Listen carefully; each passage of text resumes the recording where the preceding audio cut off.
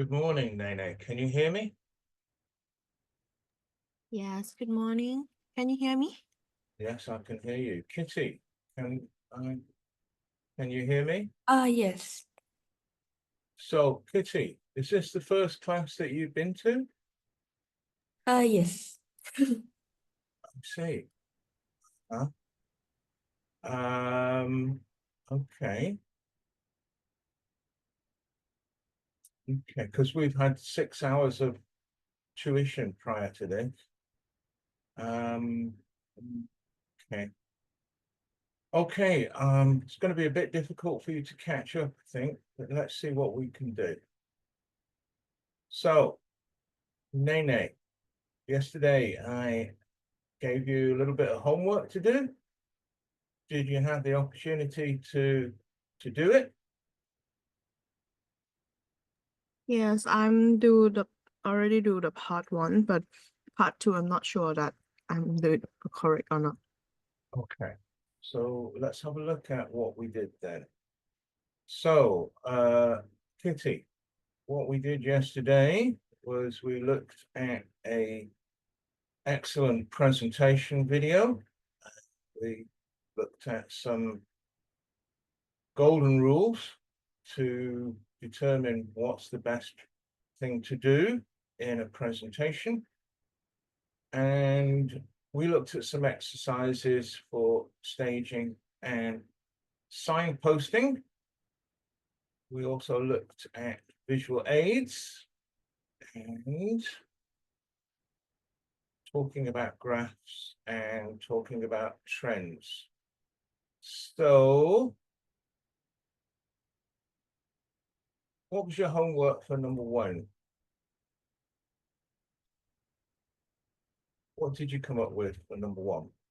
Number one, I'm come up with sale went up from 11% to From two. from two. Okay. Yeah. All right, let me just fill this in.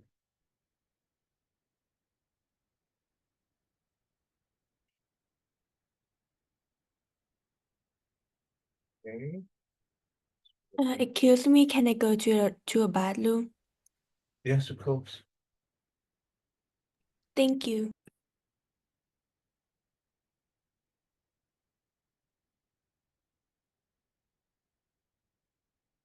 From and Two. two. Yes. Okay. Yeah. Okay. And what about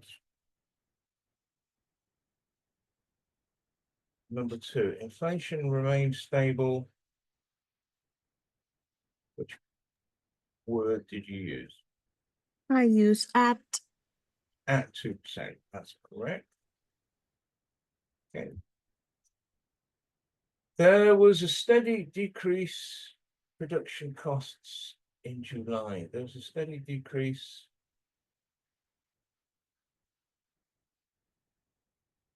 Which preposition? I'm not sure, but I use from, Not from. Should not be from, right? in a In. thing. Okay. In a topic.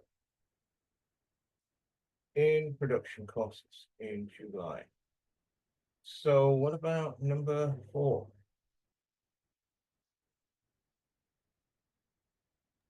I use from and to. Okay. One and then two. Yeah. Monthly revenue peaked $3,400, $340,000. It's a single amount. So which preposition do we use? I use at. That's correct. And number six. There was a rise 2.5% salaries. I use off and off. There was a rise of an amount in a thing, in salaries. Okay. Okay, good. So, Let's have a look at these sentences together then. So Kitty, are you back?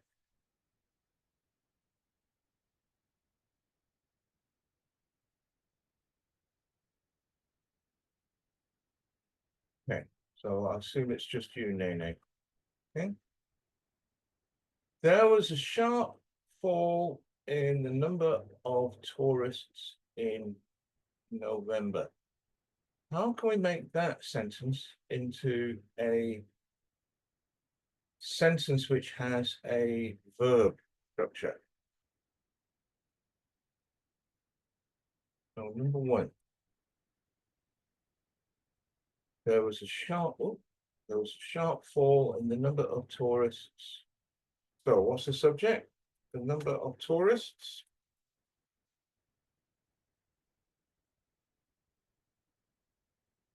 What would be the rest of it?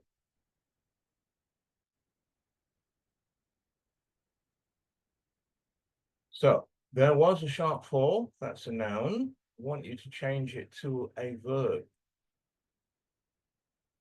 What about number one? The number of tourists.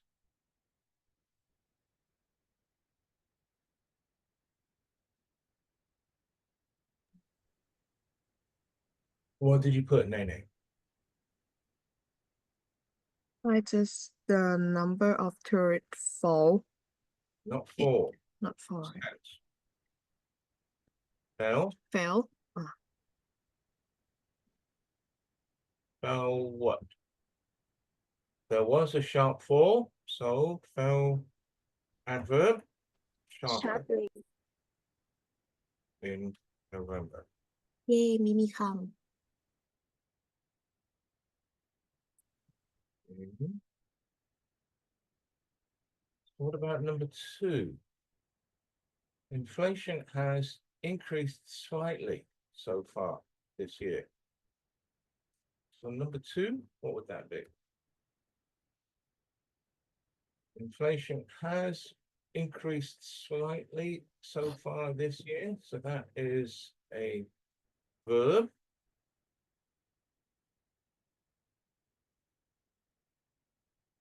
And what should it be? There has been what?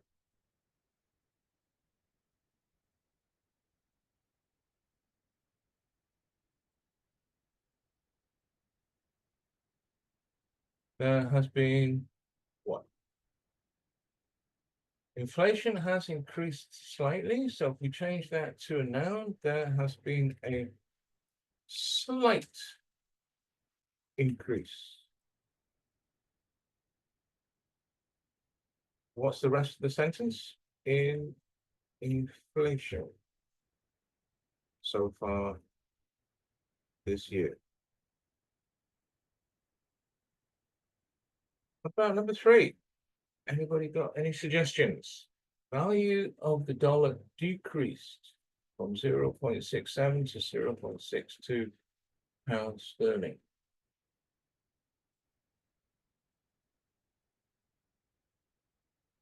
Decreased, past tense verb. We need to change it into a noun structure. So how do we start?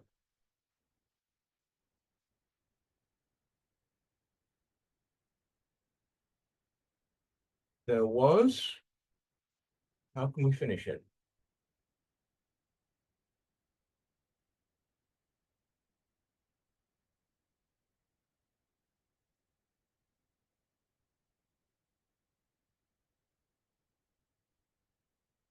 Any suggestions? decrease, There was a decrease.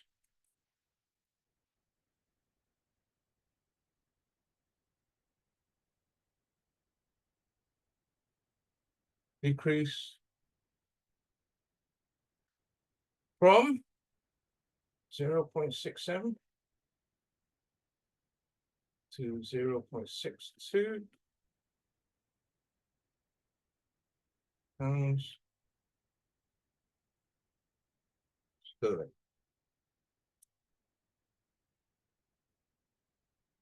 What about number four? Anybody got any suggestions for number four?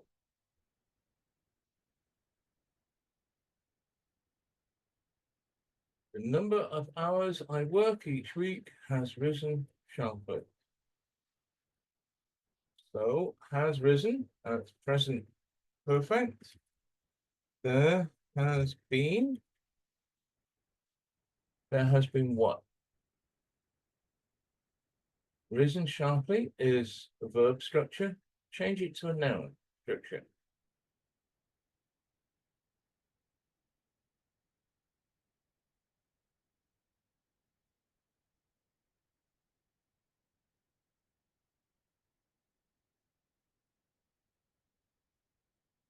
Porn visa. Hello, porn visa. Can you hear me?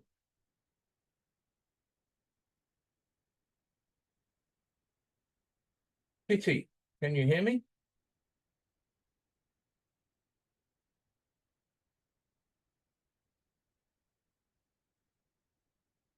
Sanu, can you hear me? Yes, sir. Great. Porn visa, can you hear me?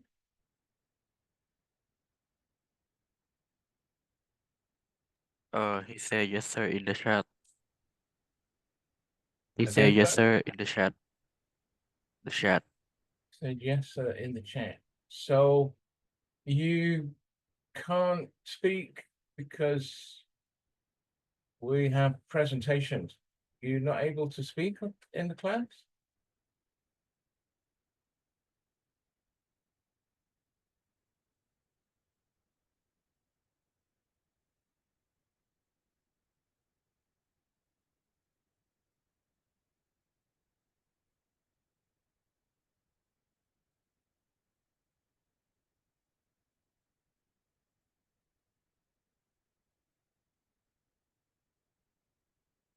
Okay. All right, so number 4. The number of hours I work each week has risen sharply. There has been Rise. a what? All right. Rise. Risen sharply. There has been a sharp rise. In what?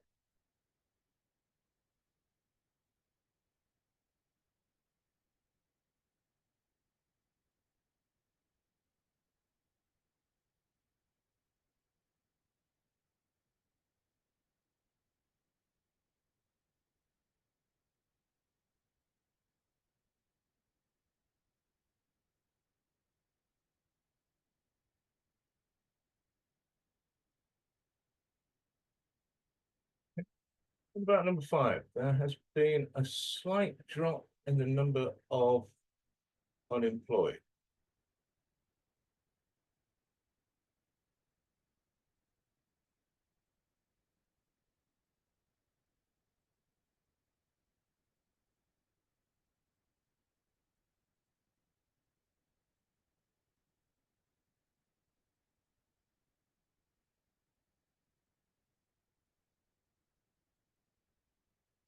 The number of unemployed people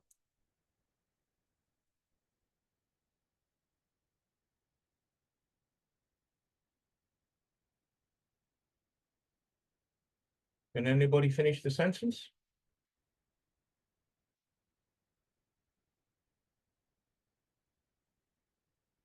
Has dropped slightly.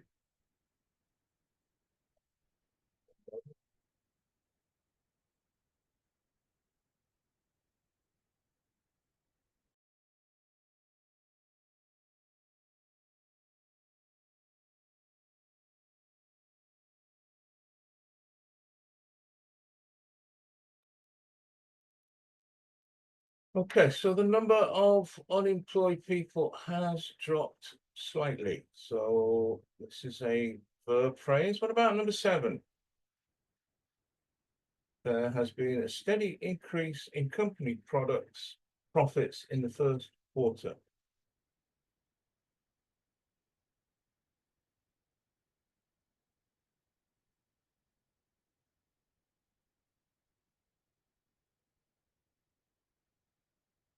Company profits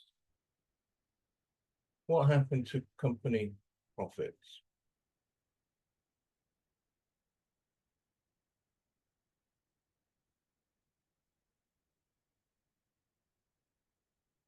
There has been a steady increase in company product profits in the first quarter. So what happened to company profits? What's the verb?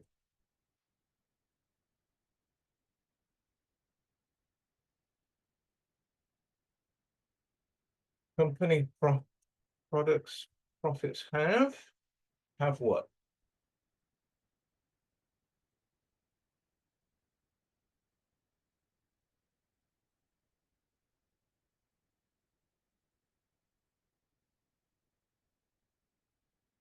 Any suggestions from anybody? There's been a steady increase in company profits in the first quarter. Company profits have increased is the verb, have increased. What's the adverb? Steadily. When?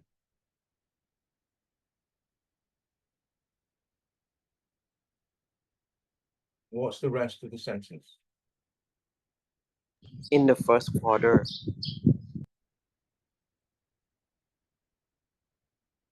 Excellent. And what about the last homework item? The number of new recruits fell steadily. New recruits are new people who join an organization.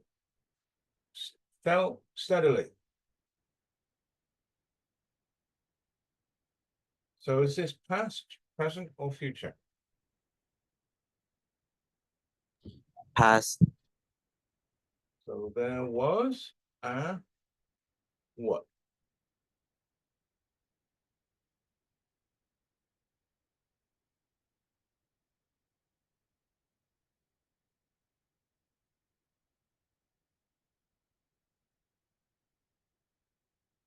There was a Steadily fall. Steady fall. steady fall. In what? Last month.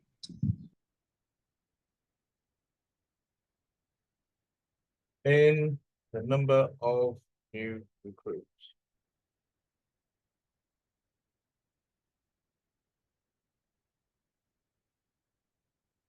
Okay, good job. So let's move on.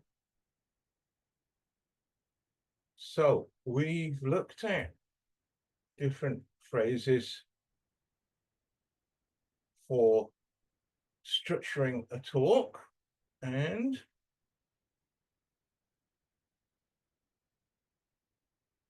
let's have a look at exercise number 2.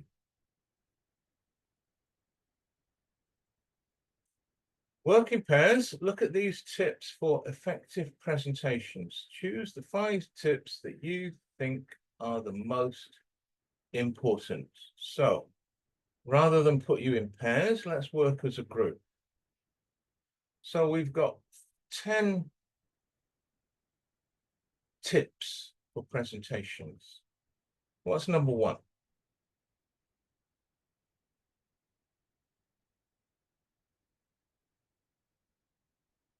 Number 1, make sure your presentation has a clear beginning, middle, and an end. Number 2, the start is the most important part. Get your audience interested. Number 3, signpost each part of your presentation. In other words, clearly say when one section begins and one section ends. So signposting is if you have 4 items to talk about in your presentation.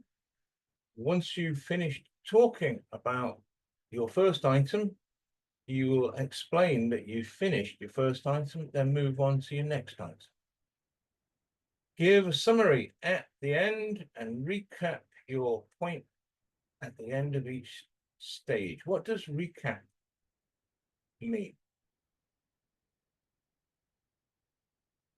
If you recap something, what does it mean? Summarize. not really recap, not really summarize, but if you recap something, then you go over the main points. Okay, so you go over the main idea of each item. Make eye contact with your audience. Look your audience in the eye. Don't just read out the words on the screen. Try to interact with the audience, ask them questions, give an opportunity for questions at the end. Give the audience a handout, smile and relax. It's important to appear confident. So, which of these 5 tips do you think are the most important?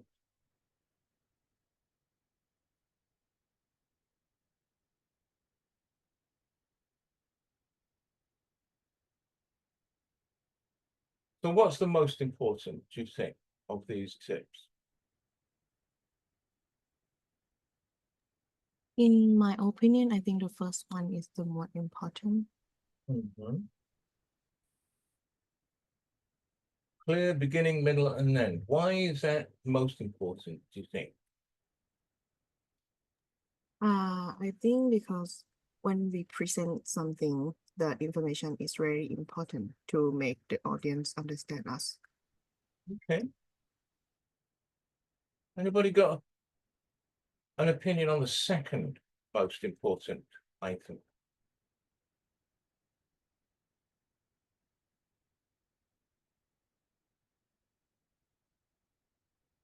Mimi, what do you think is the second most important item?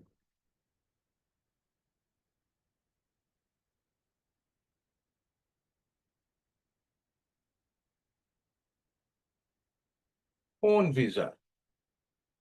What do you think is the second most important item in this list?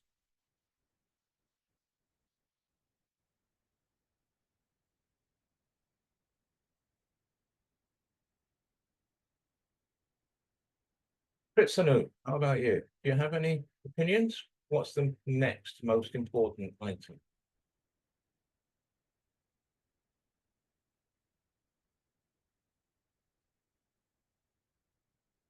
Bet, how about you? Any ideas? Don't just read out the word on the screen. Again, sorry?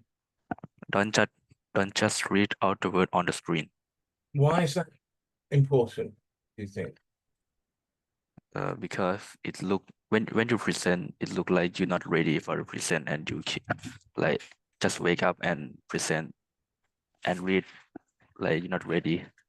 Okay, so you don't look prepared if you just read the screen. And you look like you're not confident. I see. Okay. Yeah. All right. Okay, that's a good point. What about number 3? What would you say is number 3? Nene, any thoughts?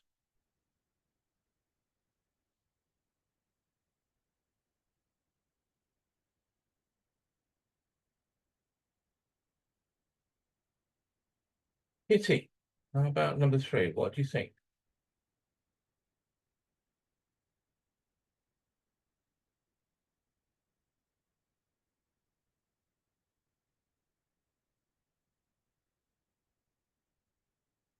Okay, anybody? Number 3. Anybody got number 3 as which item do you think is the third most important?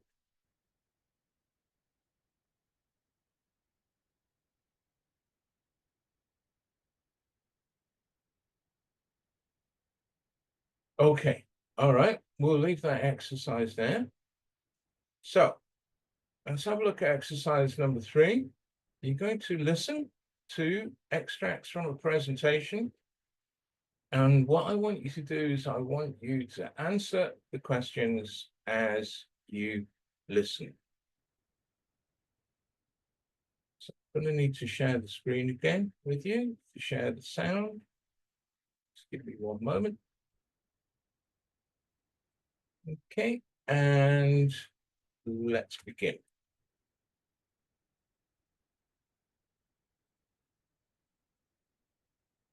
Six 6.3 1. Good morning, everyone, and thank you for coming. My name is Josh Ratner. I work here at MIT in the engineering department. My research concerns developing new technologies for use in water purification. That is, removing harmful bacteria from drinking water.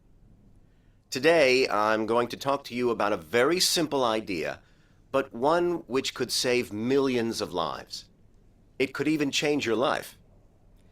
I've divided my talk into 3 sections: the problem of water purification, the research we've carried out to find a solution, and what we need to do to put this into practice.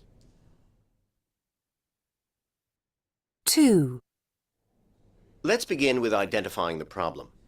Water sanitation is probably the greatest challenge facing the world today, and because of that, we've looked at the problem of water purification and the terrible consequences it has for millions of people. Now, let's move on to the second section. This is the science bit. Our researchers have discovered that hydrogen, oxygen. We've looked at the problem and the solution. My next point deals with how we put this into practice. For our plan to work, we need to involve local people and to change the way they access and use water. It's about education and training. Let me explain. We go into a village and...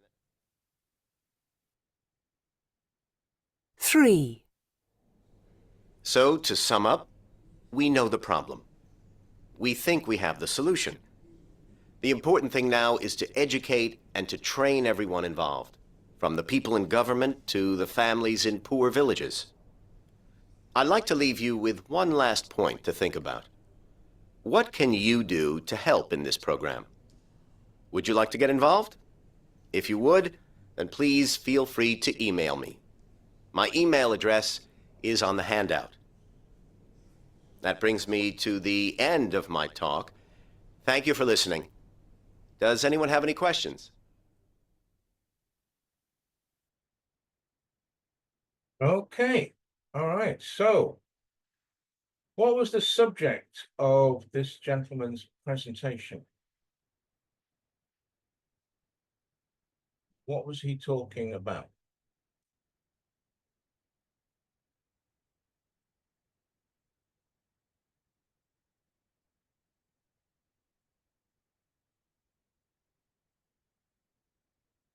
What was the subject of his presentation? What was he talking about?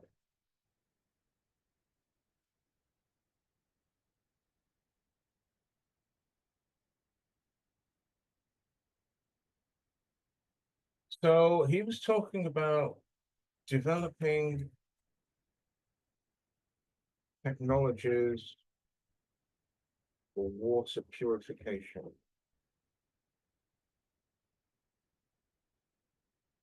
Okay, and what were the 3 sections that he was talking about? What was this first section? So what's number 1? What's number 2? And what's number 3? Is number 1 he talk about identifying something. Okay, so in the first part, he was kind of talking about problems related to the water purification.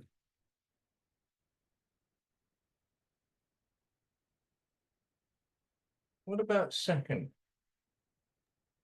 About research. Okay, yeah, good. He's talking about research.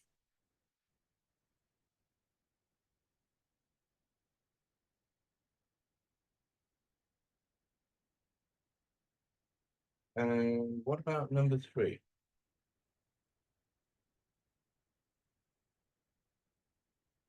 What was his third topic?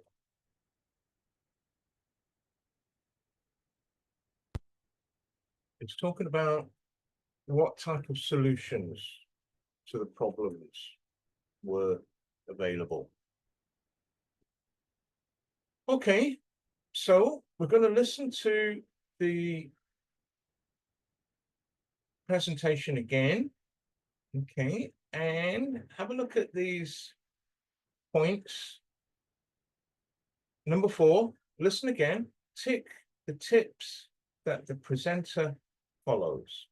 Oh, my apologies. What was his main conclusion? What was his conclusion to the presentation?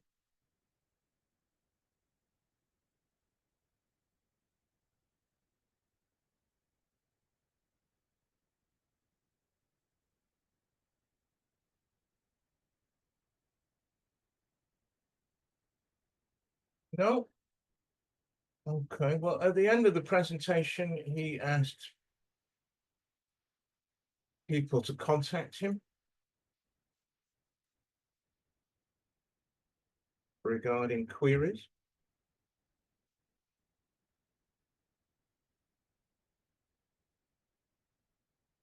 Okay. So I'm going to play the recording again. And this time, what I want you to do is I want you to listen to the recording.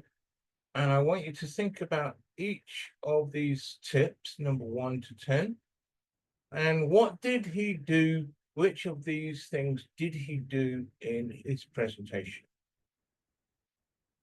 Okay, off we go. 6.3. 1.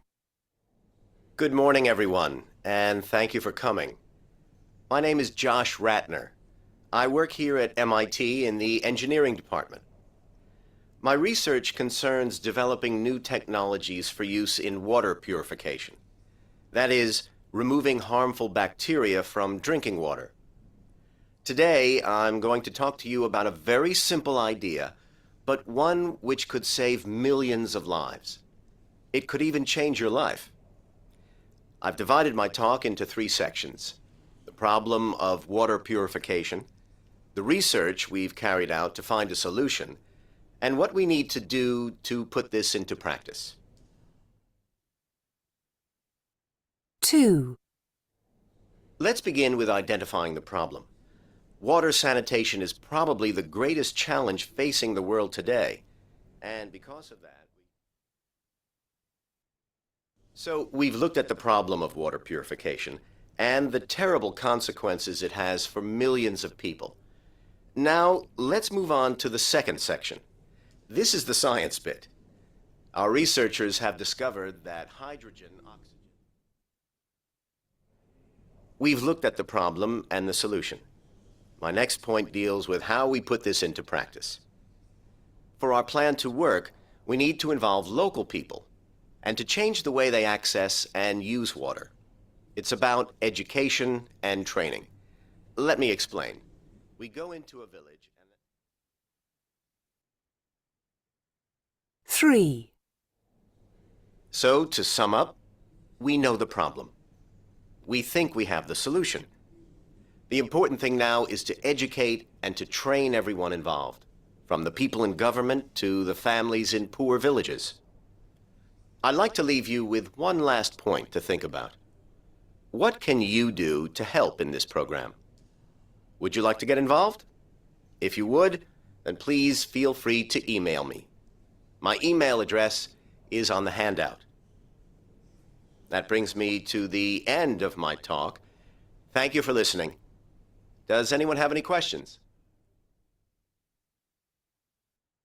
Okay, so which of these tips did he follow in his presentation, do you think?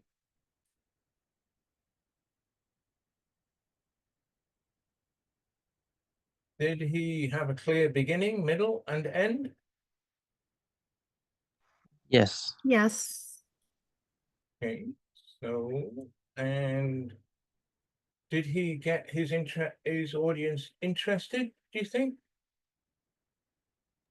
Yes. Signpost each part of the presentation. Was it clear when he'd finished one section and was moving on to the next section? Yes, quite clear. Okay. And a summary at the end. Did he give a summary and recap at the end of each stage? Yes, he is. Yes, he did. Eye contact, we don't know because it was a recording. And reading from the screen, it's unlikely, but we don't know because it was a recording. Trying to interact with the audience. Did you hear him talk to the audience at all? Maybe at the end, just a little bit, asking people if they were interested in getting involved. Give an opportunity for questions. Did he tell people when to ask questions?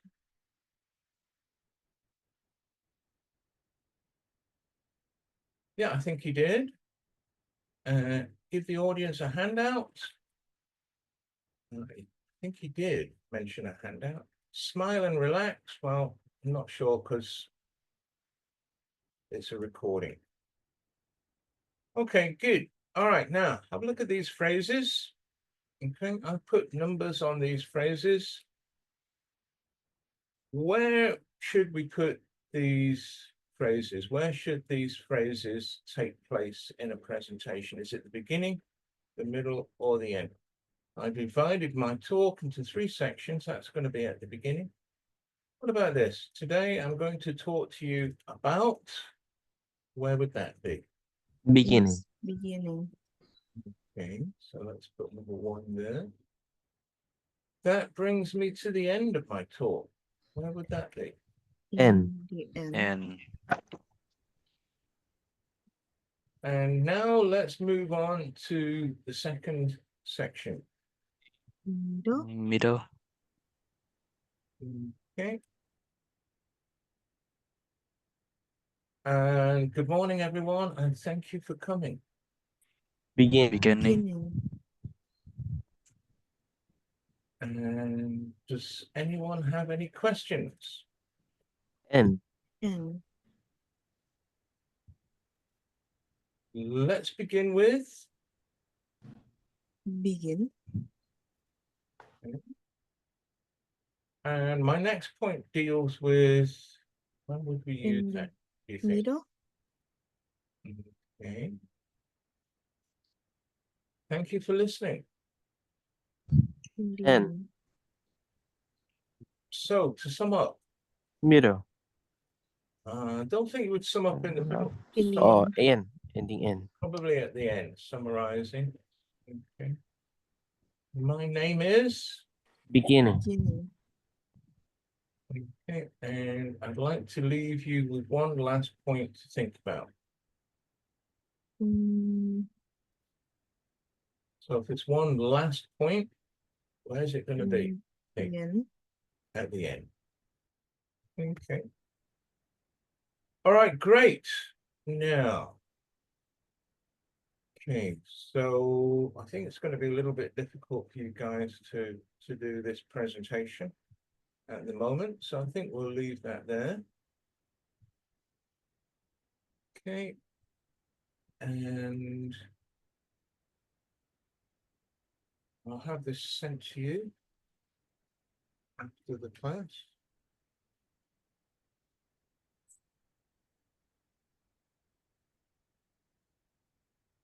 Okay, you should have had another document sent to you this morning. Can you just check your line group to see if that document was sent?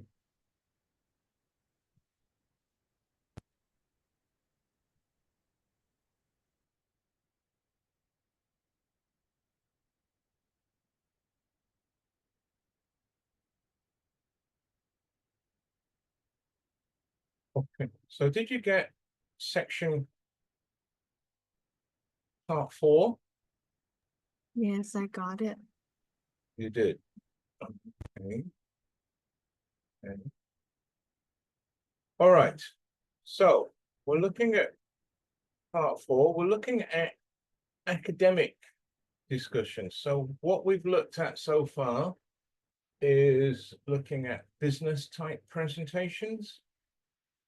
But all of you will be going to university, and when you go to university, you will be involved in academic discussions and presentations. how are they different to business presentations, do you think?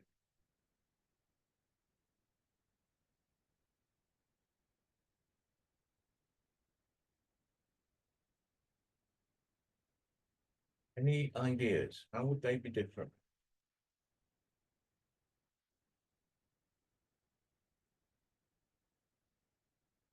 So when you go to university, when you were at university in Thailand, did you do presentations as part of your course?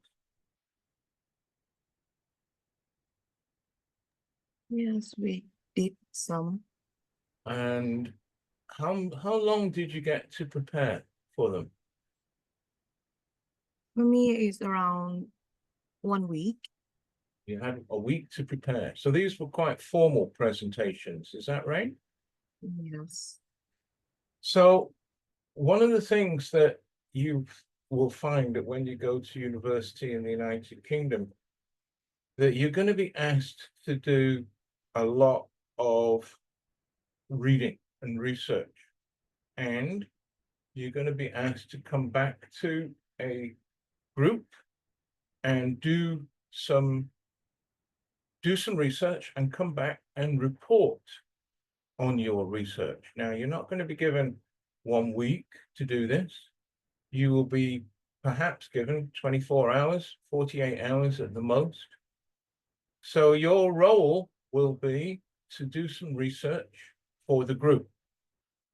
So if you have maybe 5 or 6 people in your group, each person will be doing different research.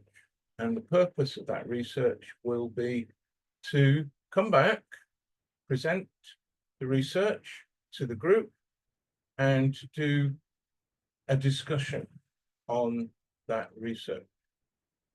Okay. So that's what we're going to be looking at right now. Okay. And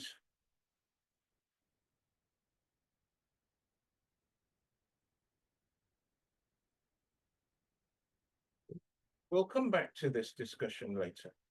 Okay. Have a look at this exercise, research for summaries. Okay. An academic summary explains the main points of research, main points of a source resource in brief form. This can be provided in writing, in a couple of lines, or an informal presentation. So these presentations that you will be asked to do at university are not going to be formal presentations. You're not going to have PowerPoint presentations. You're not going to have anything formal. You're just going to have a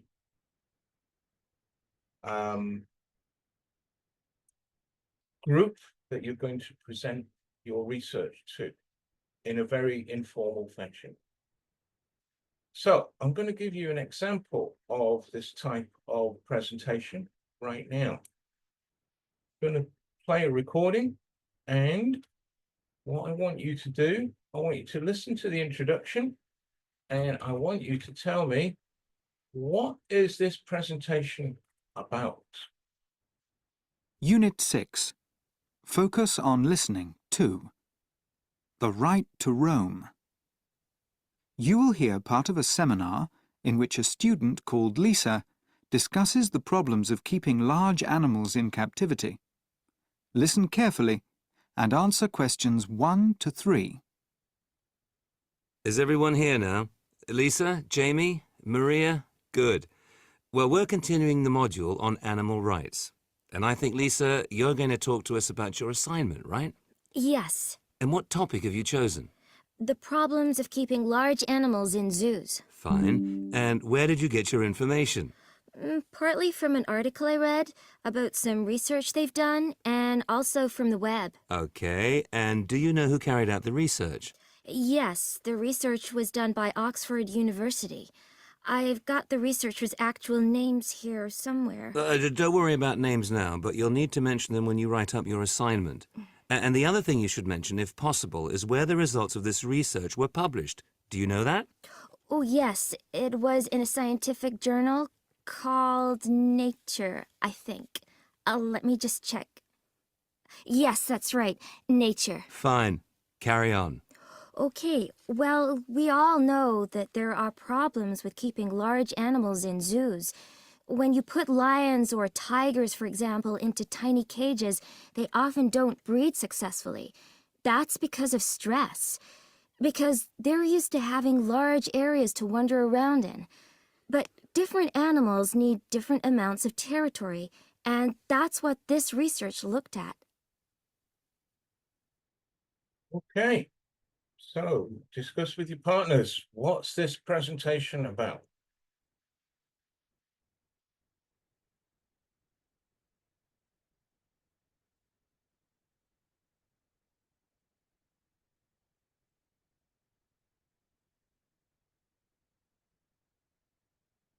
Anybody? What's the presentation about that you just heard? It's about keeping a large animal in a zoo. Good.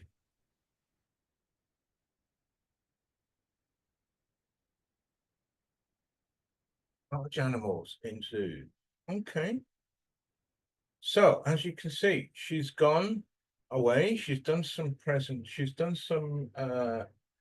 research, and she's come back and she's telling the group about the research that she's done. So this is not formal. This is not with lots of preparation involved. No PowerPoint presentations, just a very informal presentation.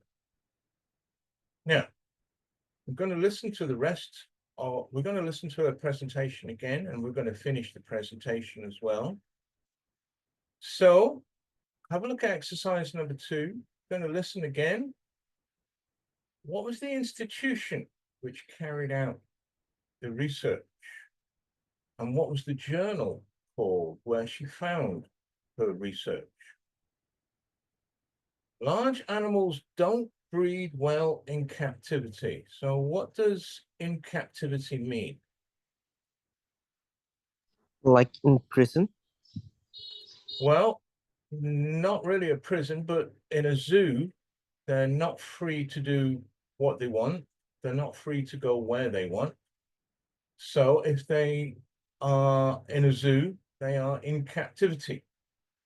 So they're not allowed to go where they want, when they want. What does breed mean?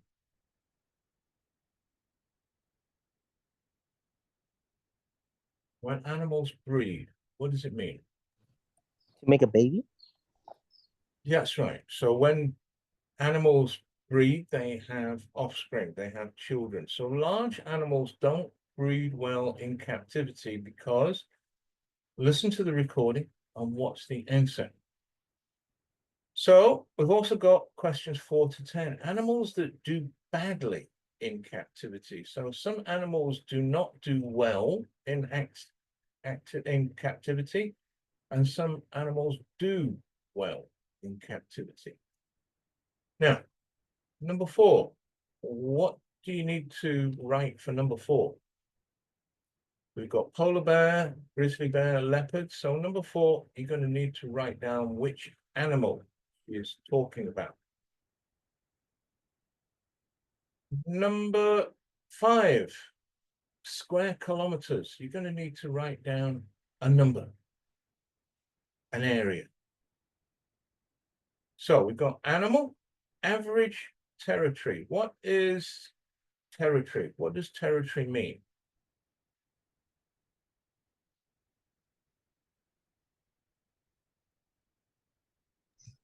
Like in the animal area? So it's the area that an animal lives in.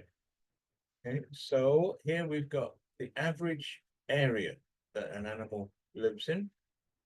And number 6, territory. So we need the first part of the phrase here. Again, number 7 is going to be an area.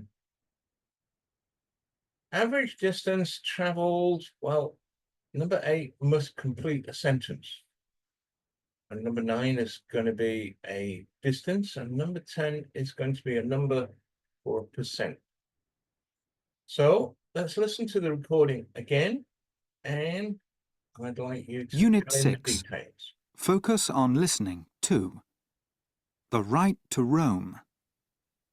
You will hear part of a seminar in which a student called Lisa discusses the problems of keeping large animals in captivity. Listen carefully and answer questions 1 to 3. Is everyone here now? Lisa, Jamie, Maria? Good. Well, we're continuing the module on animal rights. And I think, Lisa, you're going to talk to us about your assignment, right? Yes, And what topic have you chosen? the problems of keeping large animals in zoos. Fine. And where did you get your information? Partly from an article I read about some research they've done, and also from the web. Okay. And do you know who carried out the research? Yes, the research was done by Oxford University. I've got the researchers' actual names here somewhere. Don't worry about names now, but you'll need to mention them when you write up your assignment. And the other thing you should mention, if possible, is where the results of this research were published. Do you know that? Oh, yes, it was in a scientific journal called Nature, I think. Let me just check. Yes, that's right, Nature. Fine. Carry on. Okay, well, we all know that there are problems with keeping large animals in zoos. When you put lions or tigers, for example, into tiny cages, they often don't breed successfully. That's because of stress. Because they're used to having large areas to wander around in. But different animals need different amounts of territory, and that's what this research looked at.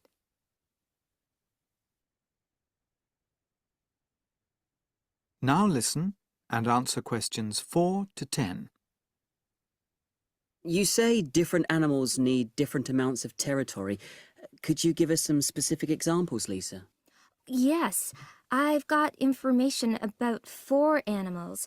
That's the polar bear, lion, grizzly bear, and snow leopard. The scientists looked at the average territory these animals had in the wild, and the results were pretty amazing. For example, it turned out that a polar bear has an average territory of around 79,000 square kilometers. Did you say 79,000? Yes, that's what the report says. Wow. And the second thing the study looked at was the minimum territory that could support these animals. The minimum territory for a polar bear is still enormous. It's 1,200 square kilometers. On the other hand, grizzly bears only need a minimum territory of 0.5 of a square kilometer, which means they're more likely to do well in a zoo. Could you repeat that figure, Lisa? Yep, 0.5 of a square kilometer, okay? Thanks. The third thing the scientists looked at was the average distance an animal travels in a day. And here, it's the lion that comes top. A lion travels 11 kilometers a day, and a polar bear 8.8. By contrast, grizzly bears only cover about 1.5 kilometers, and snow leopards slightly less. The final thing in the study was the infant mortality rate. That is, how many young animals die before they're 30 days old, I think it is. Anyway, the polar bear has a really high infant mortality rate. It's 65%, which is highest of all. Snow leopards do better, with a rate of 14.3%, but grizzly bears do best of all, with 0% infant mortality. Is that it? Yes, that's as far as I've got. Fine. Very interesting. But can you draw any conclusions yet? Yes, well, basically, I think zoos need to decide what kind of animals they should keep.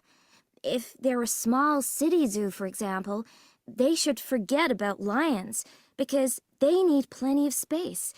And I'm not sure anyone should keep polar bears at all. Okay. So check your answers with your partners.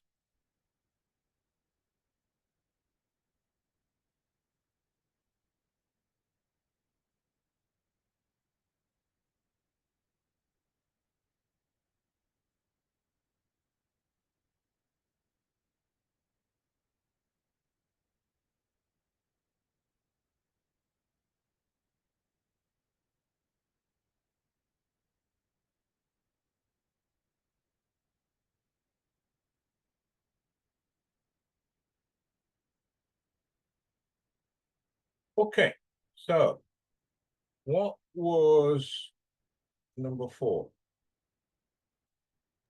Lions. Yeah. Okay, so let's go back. What was number 1? What was the institution? University. Which university? Oxford. Oxford University.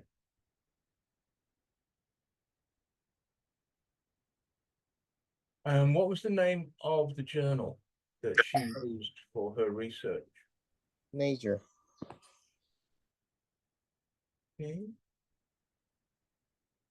And why don't large animals breed well in captivity? Stress. Okay, so number 4 was lion, as you said. And number 5, how many square kilometers? 79,000.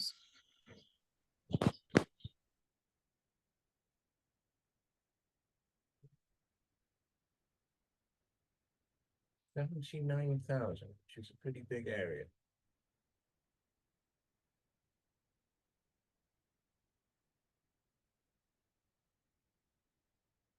Okay, and what was number 6?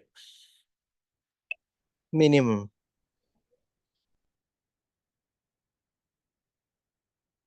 And number 7? 0.5.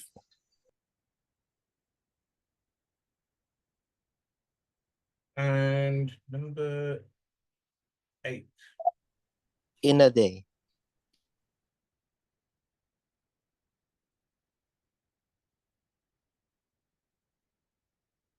Okay. And number 9, what was the distance? 1.5. Again, sorry? 1.5. And how many percent? 14.3.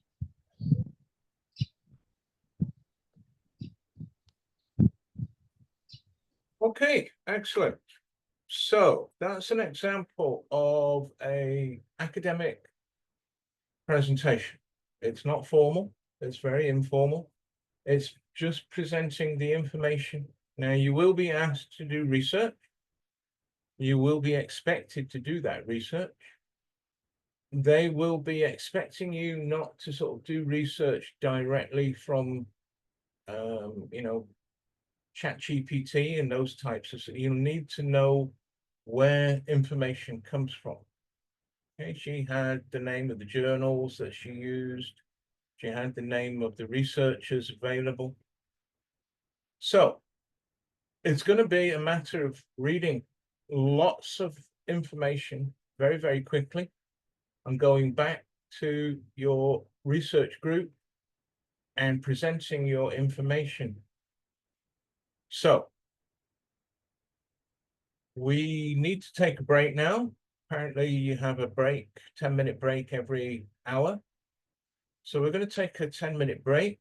When we come back, we're going to practice some reading tips that should allow you to find information quickly and to be able to report it quickly.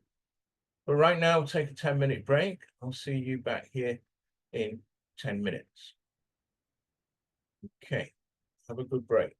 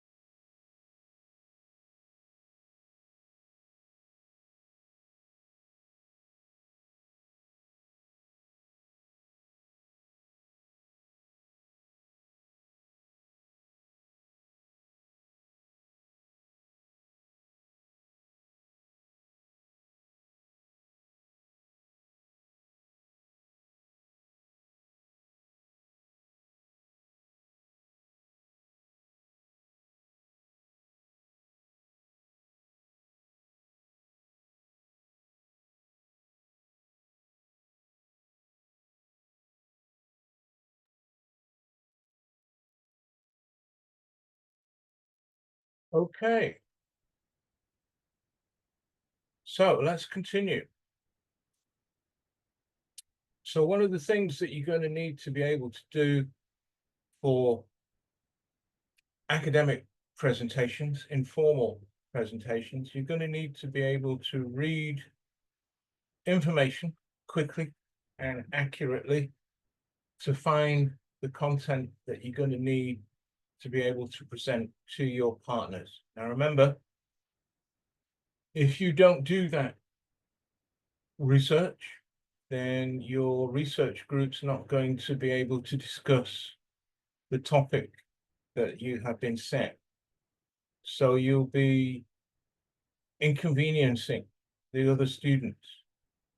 So it's very important that you learn to read quickly and you be able to find information as quickly as possible. One of the ways to do this is to engage in skimming and scanning. Skimming and scanning is essentially looking for information very quickly across a page, trying to find the details that you're looking for with as little effort as possible.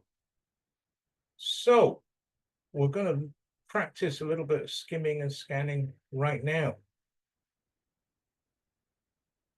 Have a look at exercise number 1. The letters below have no spaces or punctuation. There are 10, 3, 4, 5, 6 or 6 word terms in the letters. How long? Let's see how long it takes you to spot them. Okay, so if you have a look across the page, you can find various phrases. Okay, and what I want you to do is I want you to hunt for them and find as many as you can. So, for example, here's a phrase: obesity in Carindia. Okay, what is obesity? Obesity is when people are too fat. Can we find any other phrases in this group of words?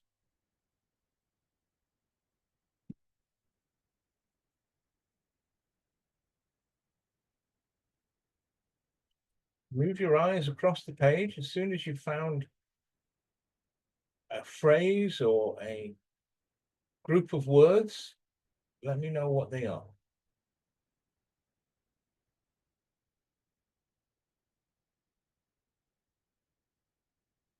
Okay, well, here's another one: forests and rivers.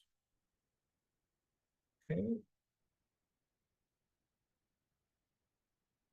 Can anybody see any others? We've got 2 so far. There are 10 in this, apparently. Let's see how many we can find.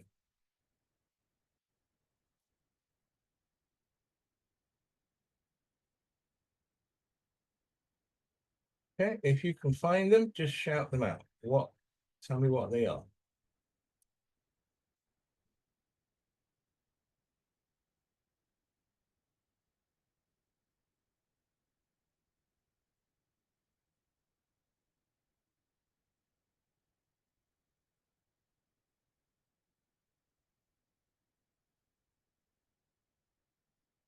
Anybody found any?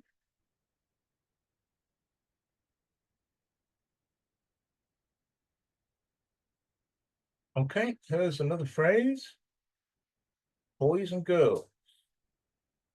Okay. Any others that you can spot? Move your eyes quickly across the page. Try to find words and try to find phrases. I'll leave you to have a look. Men and women. Where are they? Which line? Below the forest and drive. 2. Two. Forest and rivers. Below. Okay. So men and women, good. Okay, any others that we can see? Pollution is a major problem. Mhm. Okay, and pollution is a major problem. Any others? Bad for your health. What is bad for your health? Uh, upper pollution is a major problem, like two. Obesity is bad for your health. Yeah? Any others? Smoking is bad for you.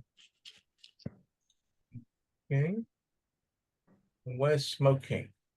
Point it out for me. Below the boys and girls 4.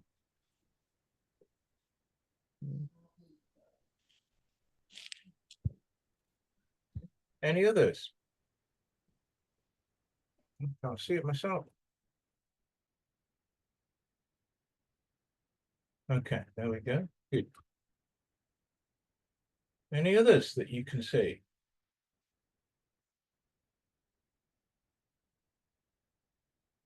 Sun and the moon. Okay. We've got sun and the moon. Okay. Smoking is bad for you. Doctor and nurse. Doctors and nurses. Right? Anything else?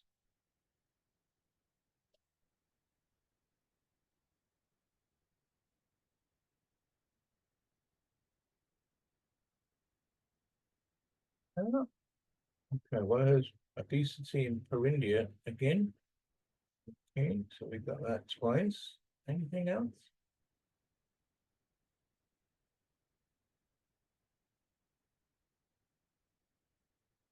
Okay, so scanning, skimming and scanning, finding information as quickly as you can is going to be a key skill that you need to develop before you go to university. Okay. When you know what you are looking for, you need to scan and find the information. And then when you found information on the topic that you're looking for, you need to read it more carefully. Now, remember, you're going to be using huge journals that have thousands of words. You're going to need to scan the different sections, find vocabulary that's related to your topic area, and then read it more carefully so that you can take notes and prepare your presentation. So,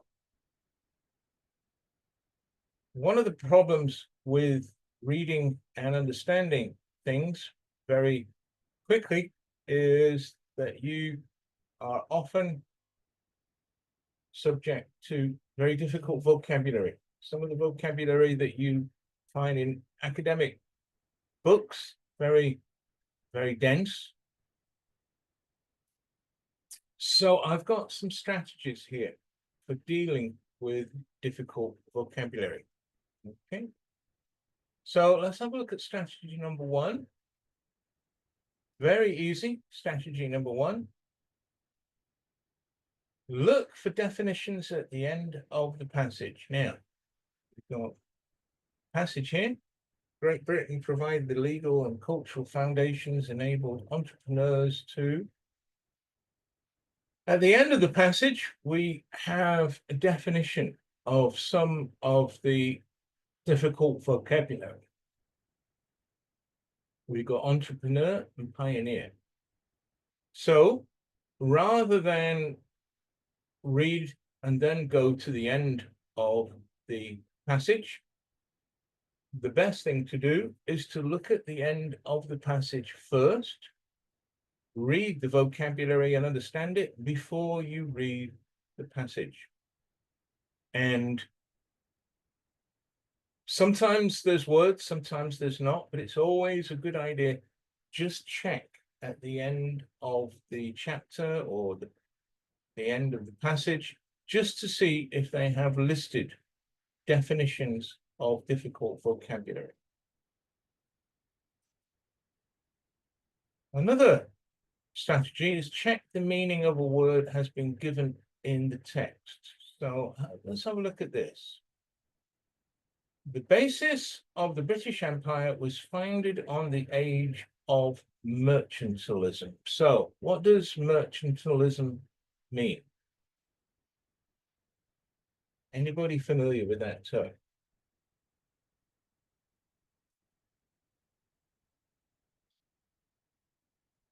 Now, it's a difficult word and probably one that you don't know, that you're not familiar with. So how do we very quickly find out what that word means? Now, a lot of students would go to Google or maybe even ChatGPT, perhaps find a translation, which is usually not accurate when it's translated into Thai.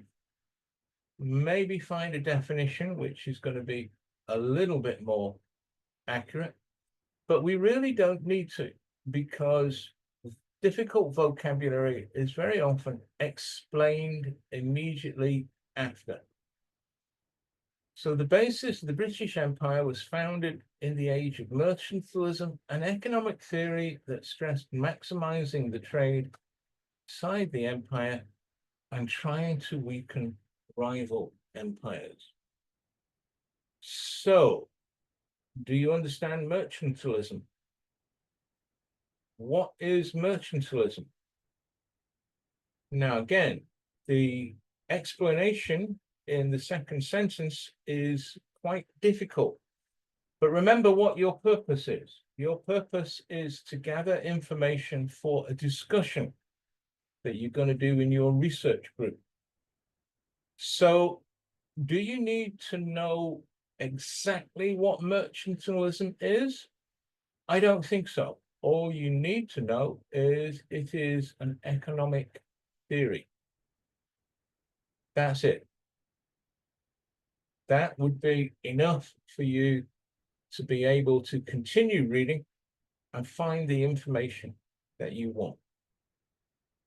So, look at the next part of the sentence. Try to read the next part of the sentence, and that way you're going to be able to understand what key vocabulary means.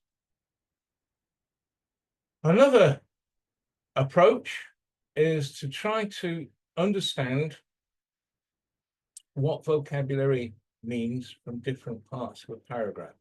So we have a word here, pseudofossils. Now, you may know what fossils are. Can anybody tell me what a fossil is?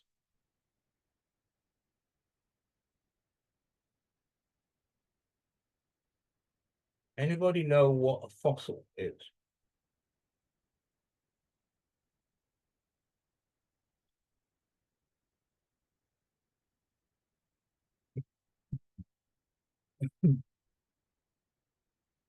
Okay, a fossil is a stone-like object.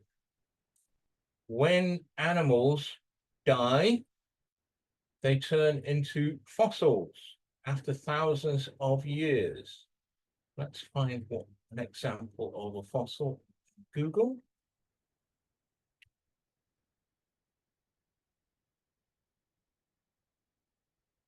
So these are examples of fossils.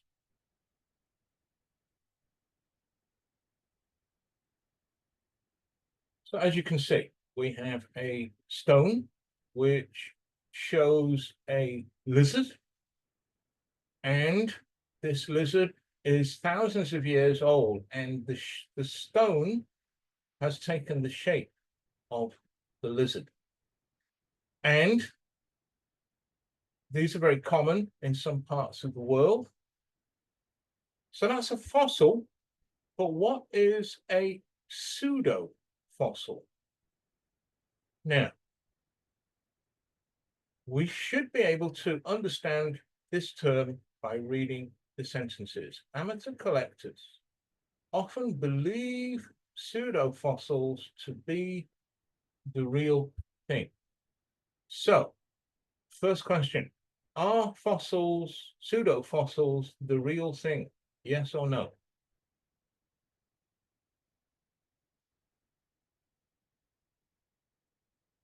Are pseudofossils the real thing? Yes or no? No. Again, sorry? No. They're not real.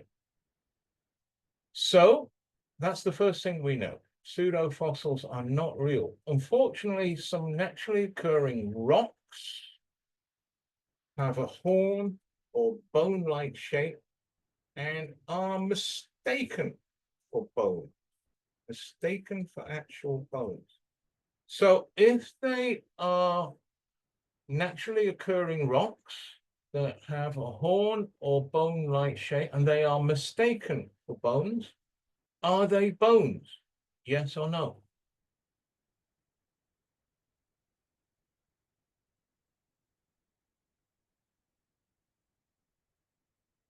So some rocks have a horn or bone-like shape and they are mistaken for actual bones. So when people see them, they think they are bones. Are they bones? Yes or no?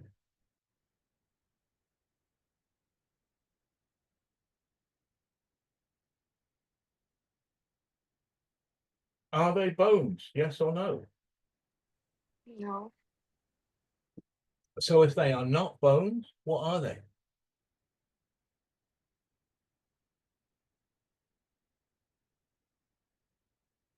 According to this text, if they are not bones, what are they?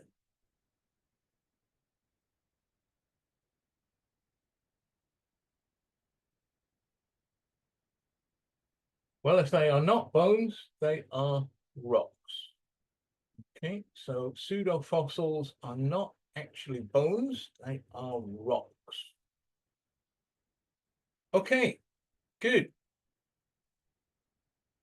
Let's have a look at strategy number 3. Think of another word that can be used in place of complex vocabulary to determine meaning. So this is basically looking at words, looking at a sentence, and thinking of other words that can fill that gap. And usually those other words would suggest the meaning of the difficult vocabulary. So let's have a look at this vocabulary here. Epidemic proportions. Epidemic proportions. Does anybody know what that means?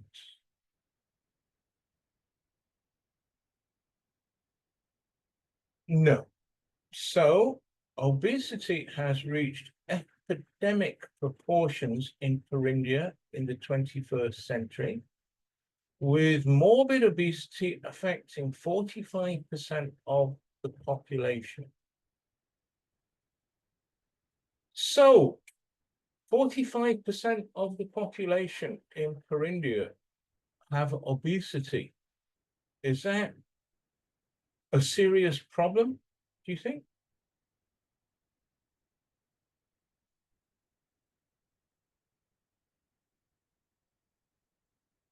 What do you think?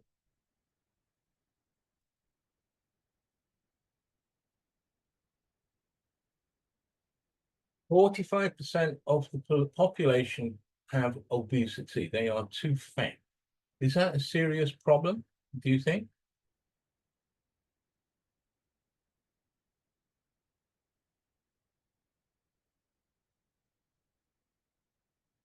So serious or not serious? What do you think?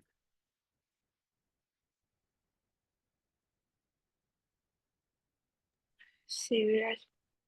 So it's a serious problem. So an epidemic proportion is a serious problem. 45% of the population. Is that a lot of the population or just a small part of the population?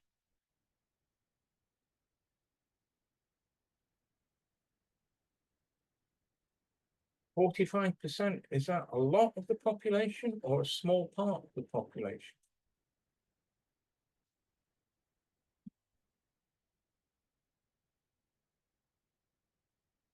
Well, I would say 45% is a lot of the population. So epidemic proportions, it means a lot of people are included and it's a serious problem. So very basically, epidemic proportion is a very serious problem that includes a lot of people, a very high number of people. Let's move on. Another type of technique that you can use for reading is inferring. And again, inferring is very much the same as guessing. An inference is a good guess based on context or the sentence of a passage. Okay. It can be based on your knowledge of a word. For example, you maybe need to look at the grammar. Is it a noun? Is it a verb? Is it an adjective? Your understanding of the topic, and together you can determine what a word means. Now, some of these words you may know already. Think fluctuate. Maybe you do know. What does fluctuate mean? Fluctuate goes up and down. So when we talk about prices fluctuating, we mean they go higher and then they go lower. So we've got the words here on the left and we've got the meaning here on the right.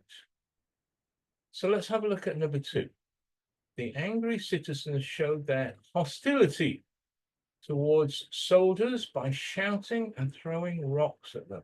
So if you shout at somebody or throw rocks at them, what could that mean? What could hostility mean, do you think? Unfriendliness or opposition. Okay. All right. So have a look at 3, 4, 5, and 6. Work with your partners, and I want you to look at the underlined word, and I want you to match it with its basic meaning. I'll give you 3 minutes.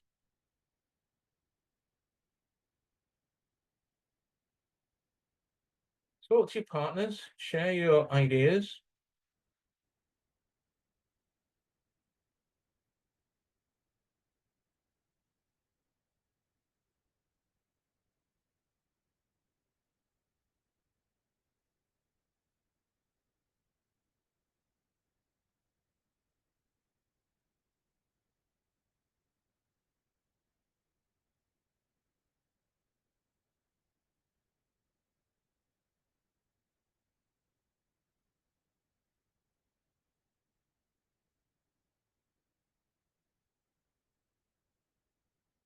Okay. What about comply then? What does comply mean? Students comply with the rules of the dormitory will not have any problems living there. What does comply mean, do you think? Respect wish or command. Imperative. It's imperative that you have your passport with you traveling to other countries. Extremely Extremely important. Extremely important. Extensive.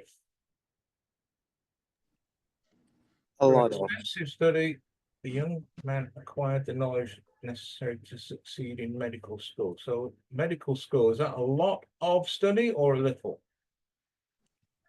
A lot of. And engulfed. Quickly spread and engulfed in flames. Surrounded or covered. Okay. All right, good. Now, another strategy that you can use for learning to read quickly and do research quickly is to ignore unknown words and phrases. So, foreign students studying English have a tendency not to always understand complex vocabulary. However, being able to understand an article is not entirely dependent on being able to understand more difficult words. To understand the reading, it does not necessarily mean that you have to understand all of the vocabulary. So one way to address difficult vocabulary is to just disregard it. So first of all, I'd like you to read this. I'll give you 1 minute to read it through.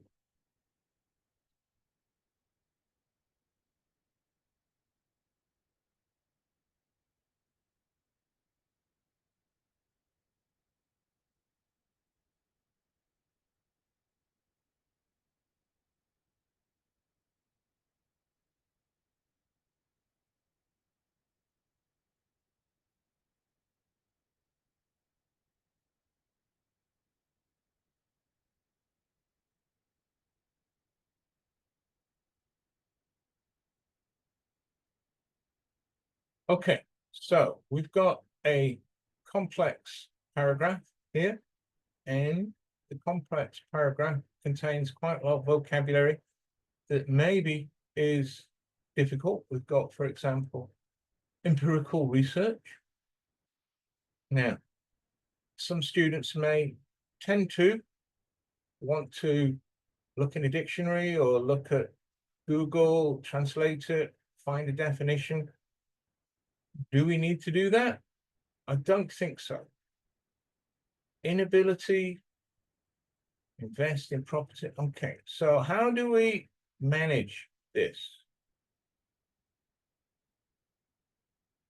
Right, so for example, instead of looking at everything, maybe we can just very briefly cross out with a pencil entire phrases that are difficult to understand.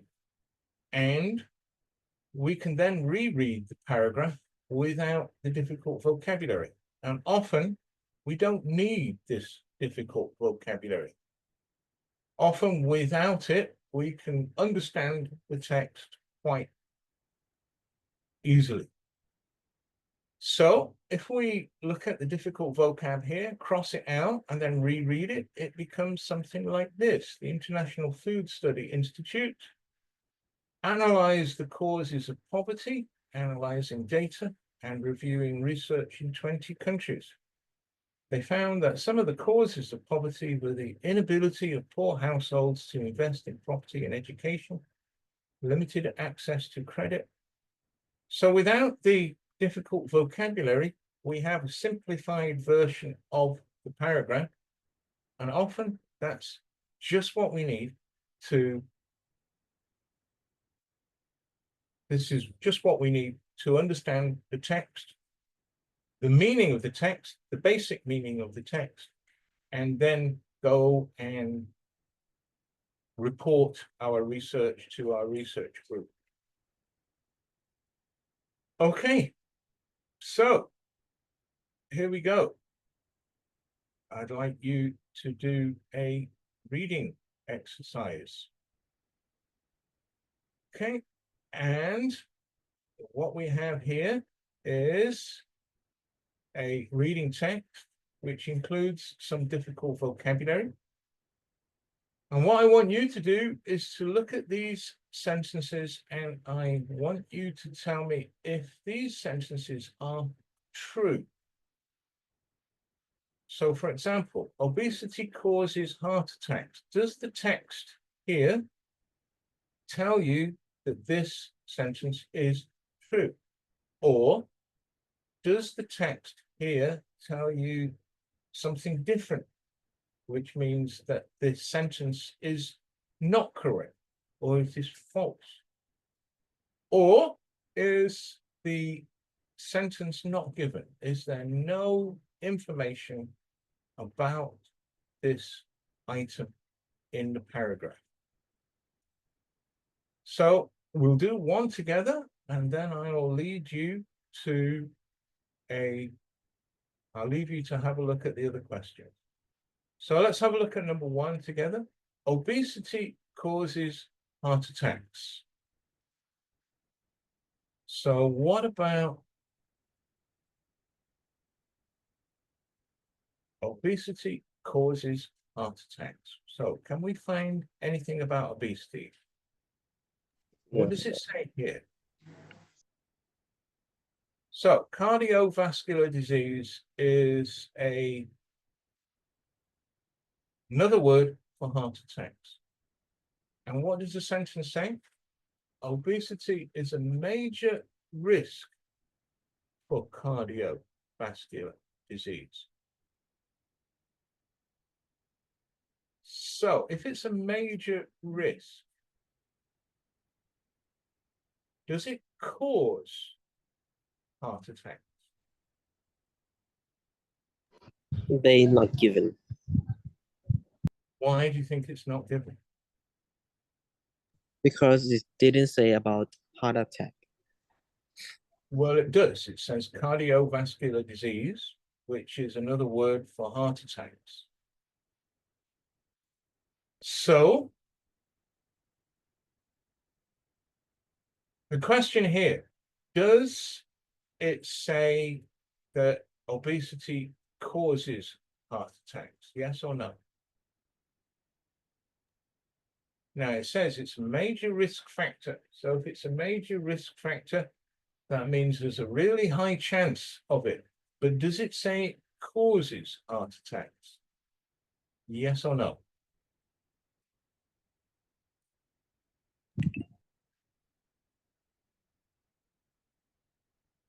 So if it's a major risk, then it's a very high risk, but it does not say that it causes heart attacks. Does this sentence say that obesity does not cause heart attacks? That's the opposite.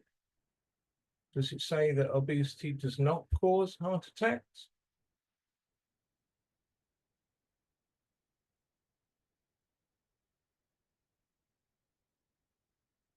No, it doesn't. So I would say it is not given for those reasons. It does not say it does, and it does not say it doesn't cause heart attacks. And so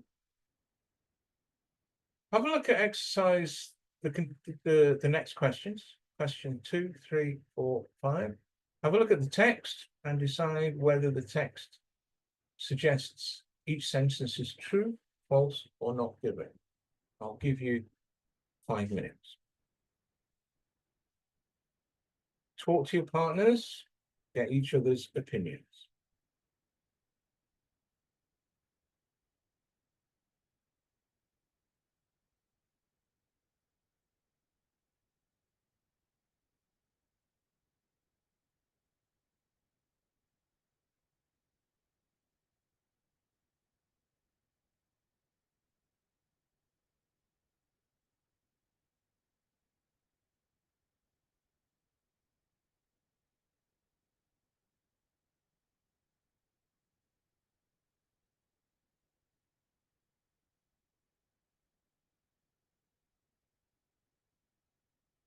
Okay, share your ideas with your colleagues.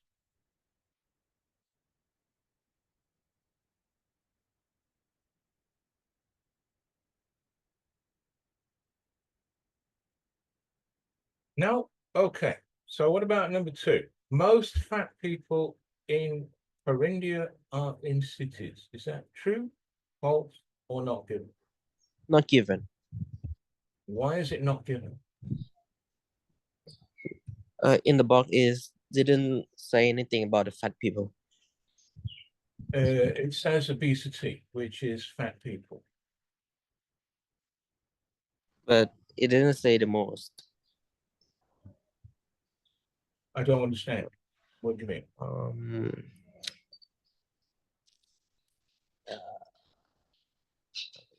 So most prevalent. Okay, now again, we've got most prevalent. You don't know what prevalent means, so take it out. Okay.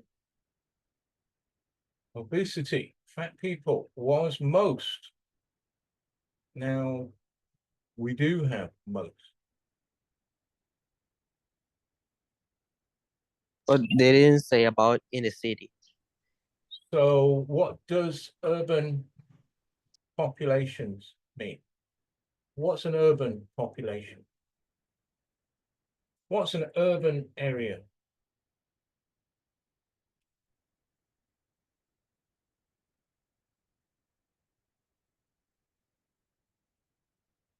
Urban areas are cities. So urban populations are people who live in cities. In northern Purindia, obesity was most in urban populations. So we're talking about in cities. So is this true, false, or not given?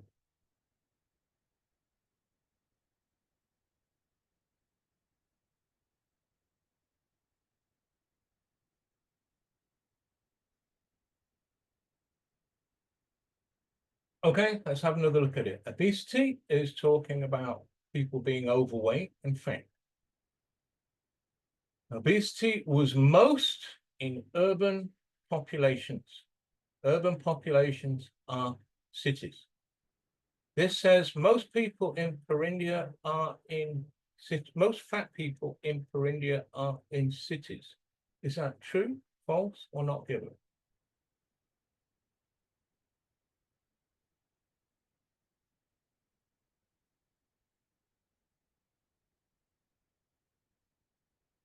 Okay, well, it says obesity is most prevalent in urban populations, which means in the cities. But if we look at the text, it's not talking about Purindia. It's talking about northern Purindia. So the answer is not given. It's not talking about the whole country. It's only talking about the north of the country. Around a tenth of women in higher social classes suffer from obesity. So a higher social class. Which phrase do you think is talking about high social class?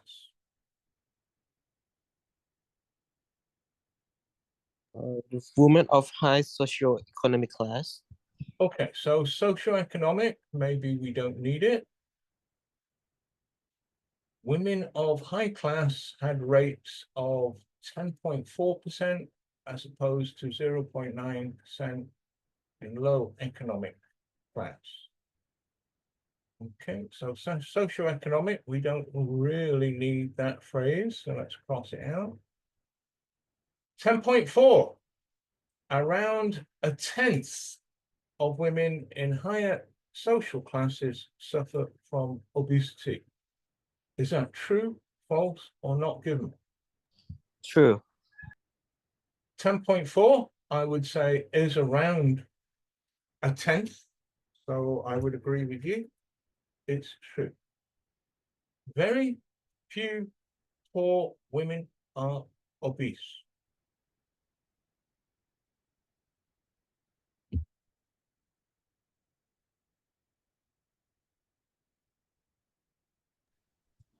True, false, or not given?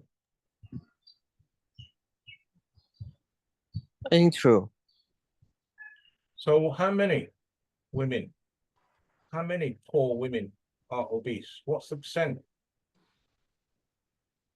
0.9%. I think that is very few. So I would agree with you. It is true. People are worried that as people in Purindia get richer, people might get fatter. Get richer. Which phrase might So have a look at the last sentence. People moving into urban areas. So that's talking about moving into cities and wealth increasing. Wealth increasing, does that mean people are getting richer or poorer? Richer. Concerns about an obesity epidemic in Thuringia are growing. So, concern. What's another word for concern? Worry. So, based on this sentence, people are worried that as people in Thuringia get richer, people might get fatter. Is that true, false, or not given? True. I think it's true. I would agree with you. Okay. Now, how many students are actually online? Kritsanu, are you there? Yes, sir. Best, are you there? Yes, sir. Mimi, are you there? Yes. And Nene, are you there? Yes. Kitty, are you there? Yes. And Empire, are you there? Empire, are you there?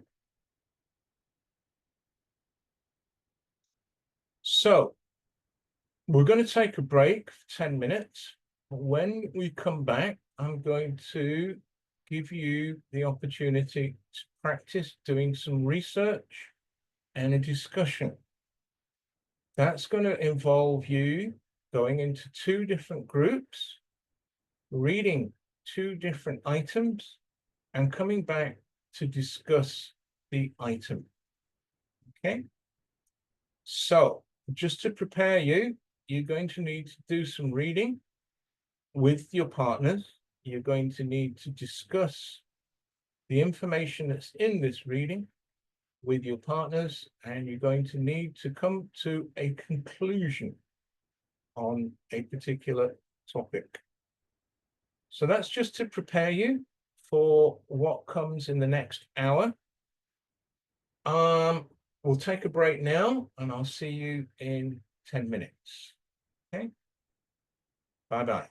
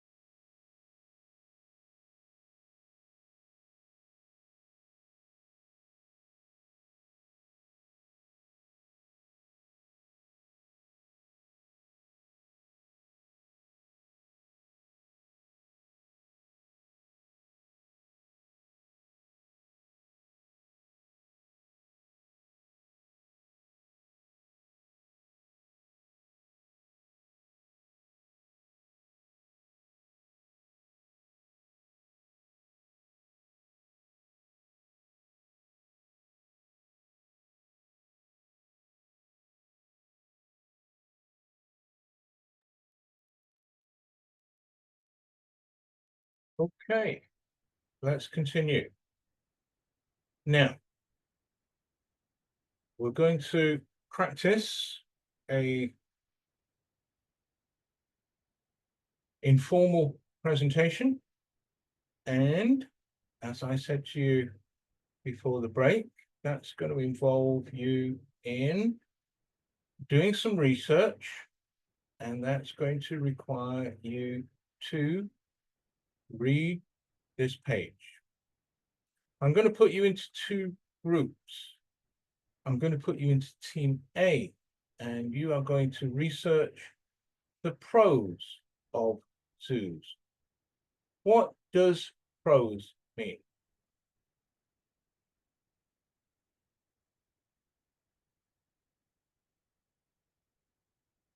What does pros mean?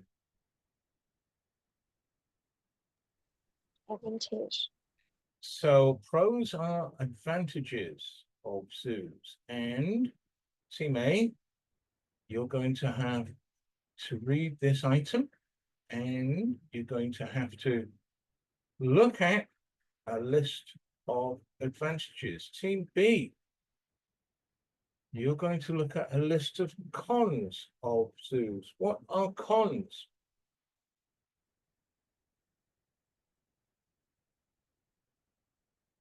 Disadvantage. Disadvantages. Now, you're going to have a list of disadvantages, and so you're going to have to read through this and quickly determine what are the main points of this item. When you come back, you are going to do a presentation and then a discussion.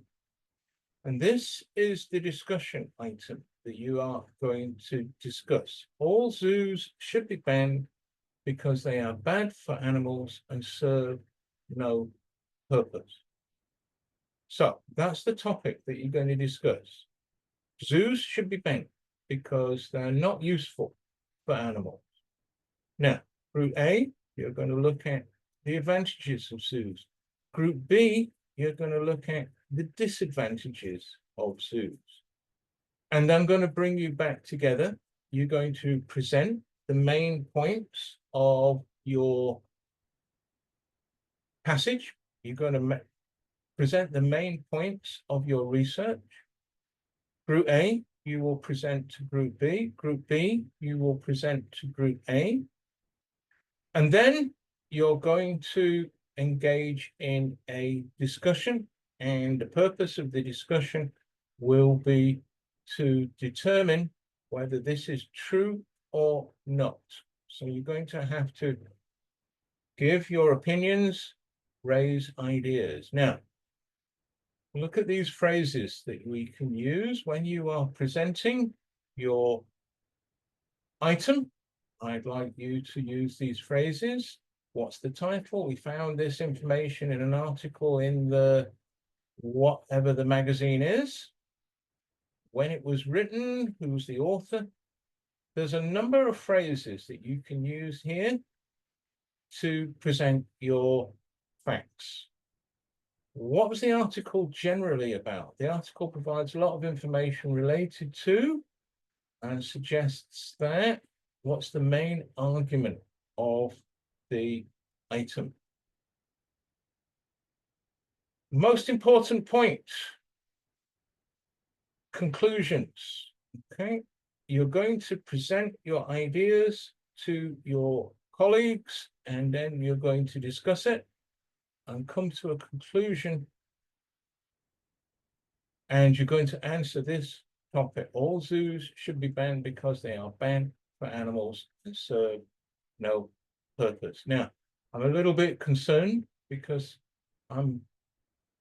don't think that you're probably going to do this, but I have to give it a try. So I'm going to put you into two breakout rooms. Okay, and let's see who we've got.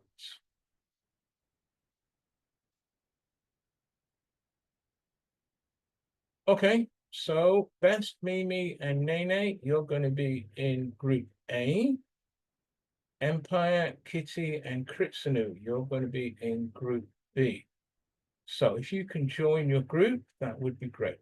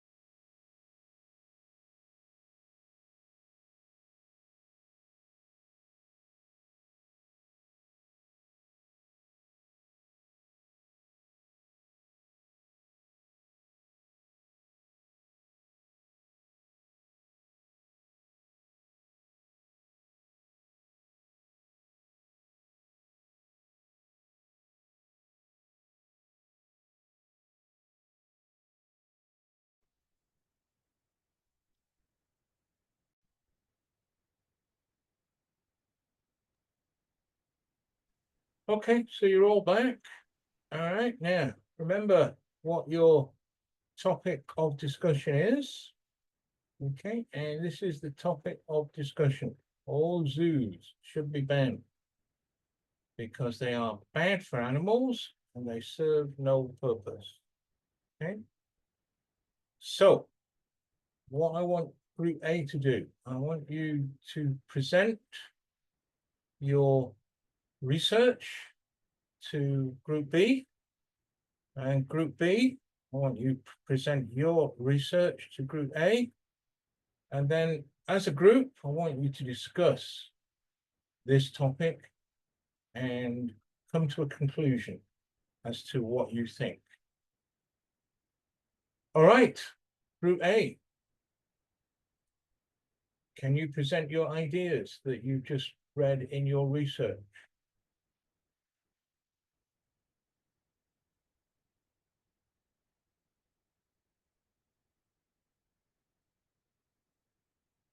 Group A, can you present the ideas that you've just read in your research? Yes. Okay, go ahead, present it to Group B. We found this information in an article in the January 2015 edition of Fin College Press. It was written by Frank Smith. The article provides a lot of information related to zoo and suggests that zoo play an important role in animal protection, education, and conservation. I will send it to Nene. You can read the next topics. Here you go, Nene. Okay, I'm here. Okay, sorry. The article provides a lot of information related to zoo that suggest that zoo play the important role in animal protection, right? And mainly, I think they protect the animal from hunting and protect the animal from the environment that nowadays is going like in nature that's not good. Same like the history. And other that they give the information, not information, education, sorry, give a good education for our children and the people in nowadays. And a very interesting fact is that zoo help conserve endangered species. I mean, they can breed in a safe place that protects that we will lose animal in the future. And Mimi, can you help me more?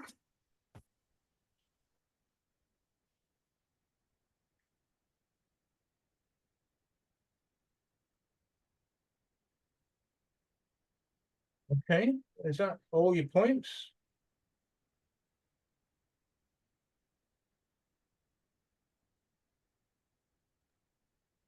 Okay.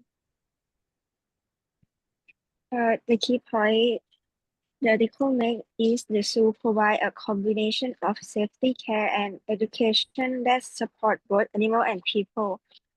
Understanding of the nature role. So you can see the author suggests that zoo can play a very positive role in society. And He also suggests that public pressure can help ensure that zoos treat animals well. Okay. Is that all? Is that finished?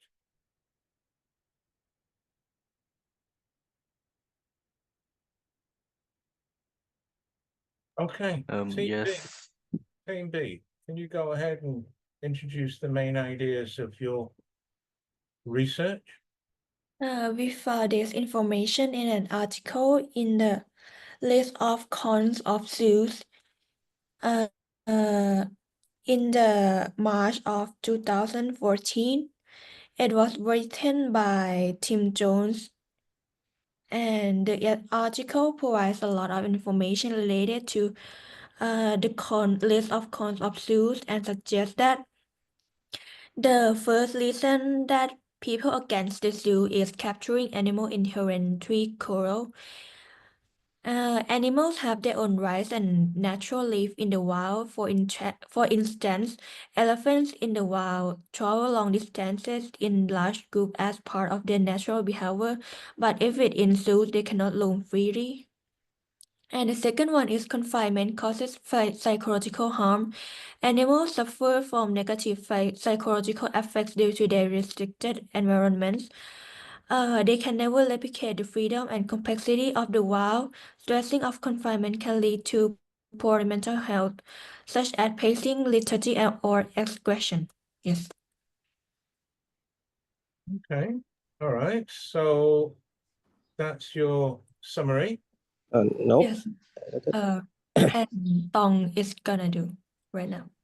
The next is that the animals born in zoos is because the animal born in zoos don't know what it's like to live in the wild, so they act strange way that can survive their own if it's set it free.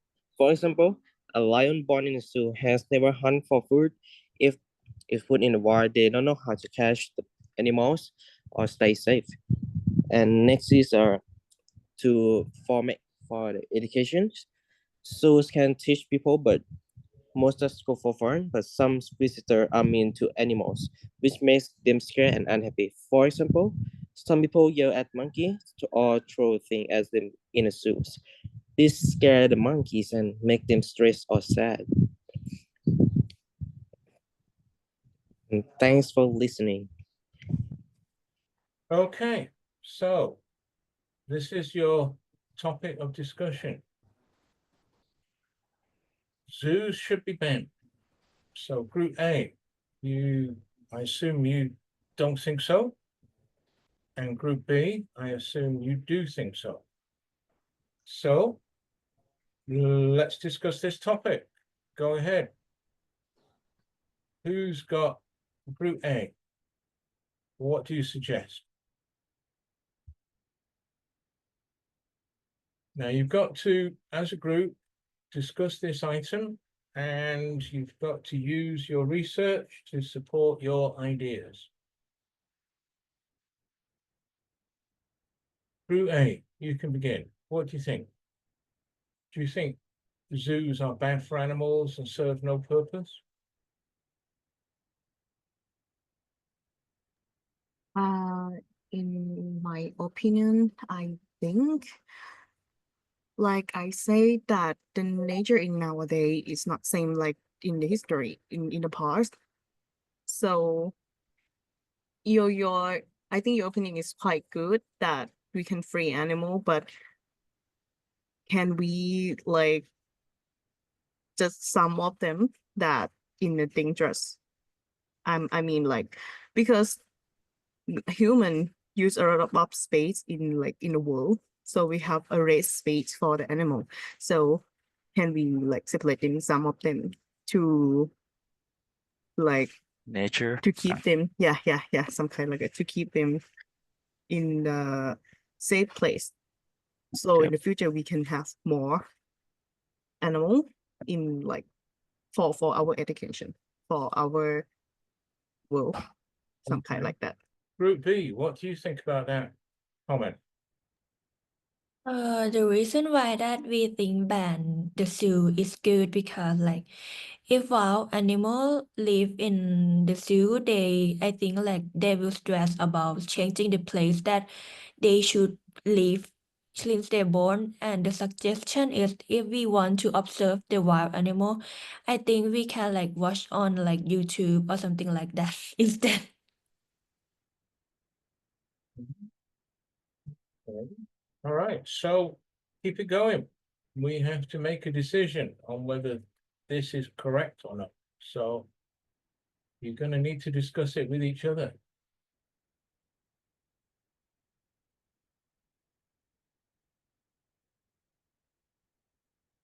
Any other points, Group A?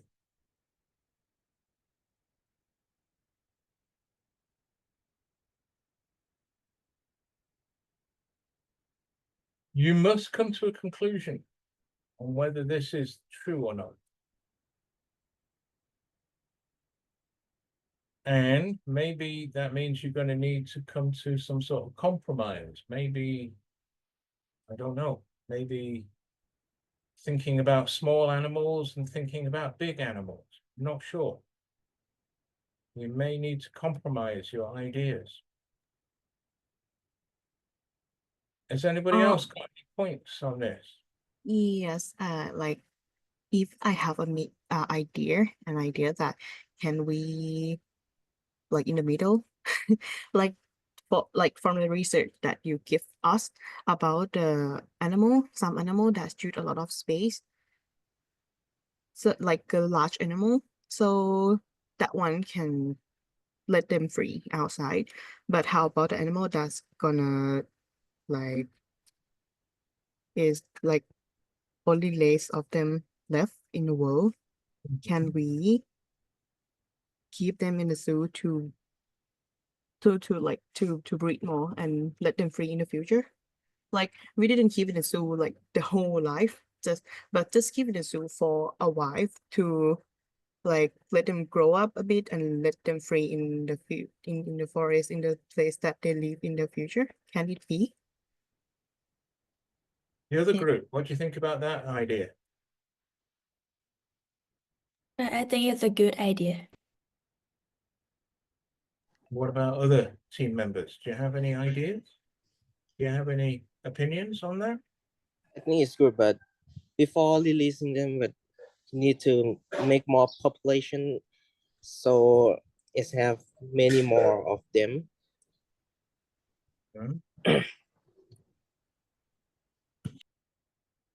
See. Okay, any other comments?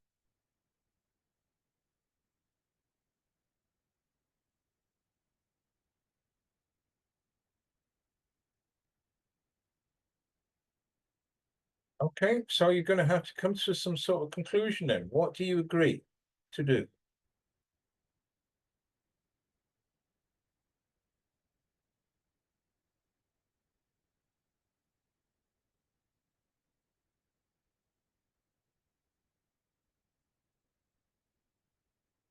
What's your conclusion based on this? Have you agreed to do that? Keep large animals out of zoos and small animals in zoos? Do you agree with that?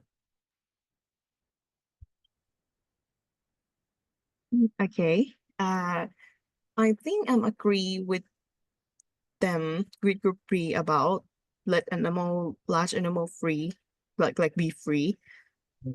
And like someone say that we can like make the breed animal more and like care them with the same like nature, then let them be free in the future. So my conclusion is about how to say, like, okay, we still have a zoo, but only animal that use a less space, or the animal that gonna lost in the like extinct in the future.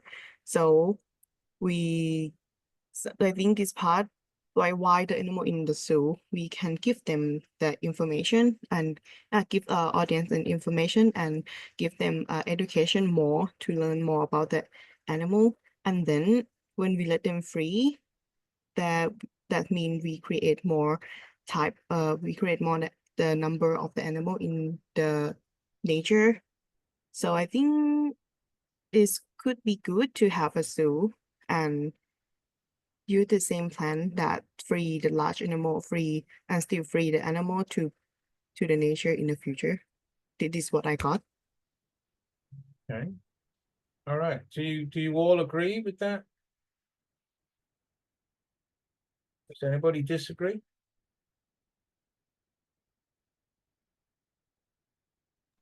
I'm agree. You do. Anybody agree too. disagree? Okay. All right. So it sounds like you've got some type of conclusion from your research. You're going to keep smaller animals in zoos and keep larger animals out of zoos. That's what we call a compromise. Okay, very good. So I'll send this to you after the class. Date is it? It's the 9th. 25. All right, now. So this been a lot of new students coming to today's class and yesterday's class. So I need to ask, tomorrow, the idea is that you are going to present. Cook it. When did you come to the class today? I just got here, so because in the morning I have something to do. I see. And were you in yesterday's class? I'm not able to get in class. So this is the first time that you've come to the class, Yes, and you come for like the last hour, is that right? yes, at least I come. So tomorrow is supposed to be the day when you all do presentations. Okay. So I'm gonna have to ask, how many of you do have presentations for tomorrow? Best, do you have a presentation for tomorrow? Yes. Yes. And you have a PowerPoint presentation? Yes. Yes, You I do. do. Okay, that's fair enough. Nene, do you have a presentation for tomorrow? Yes, I'm doing on it. Okay. Kitty, how about you? What presentation? I don't know about that. Uh-huh. Okay, well, it's a presentation on a business that we looked at in the first class and the first and second classes.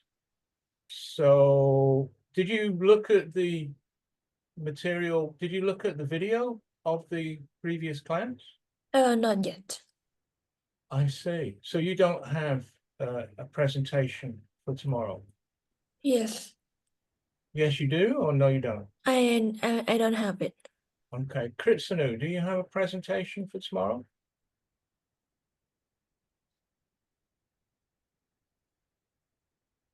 Kritsanu, do you have a presentation for tomorrow?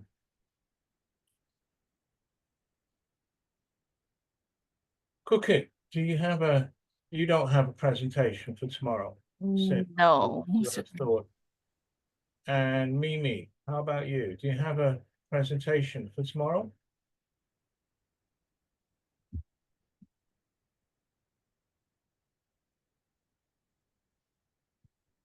Okay, so I don't quite know what to do because we've gone through all of the material because there's been not very much discussion in the class.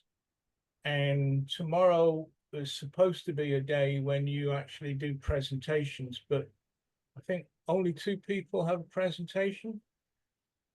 How many have a presentation? Best, you do? Yeah, is that correct? Yes. Nene, you have a presentation? Yes, I'm working on it.